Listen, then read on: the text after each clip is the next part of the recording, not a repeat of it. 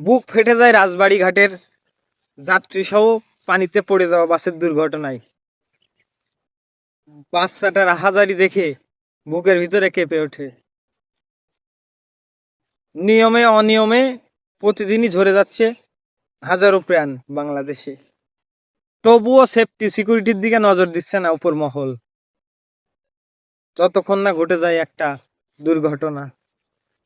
কিছুদিন আগে লঞ্চের দুর্ঘটনায় কি নির্মমতার সাথে দুজন মানুষের মৃত্যু হলো। আসলে আমাদের বাংলাদেশের নিয়ম কারণ সিস্টেমই ভালো না। বাচ্চাটা মায়ের জন্য যেভাবে কান্না করছে, জানি না এই পৃথিবীতে বাচ্চাটা কেমন থাকবে মা বাবা ছাড়া। স্বার্থের এই দুনিয়ায় কেউ কাউকে চেনেই না, আপনজন চেনে না। পৃথিবীতে মায়ের মতন আপন কেউ হয় না।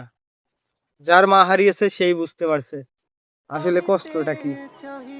আমরা দূর থেকে দেখে সহ্য করতে পারছি না, যার আপনজন তার কি হচ্ছে একবার ভেবে দেখেন। তাই বাংলাদেশ সরকারের দৃষ্টি আকর্ষণ করছি, যেই জায়গা থেকে এই দুর্ঘটনাটা ঘটেছে ওইখানে শক্তভাবে লোহার একটা ব্যারিকেড দেওয়া হোক, যাতে সাধারণ জনগণের জানমালের নিরাপত্তা হয়।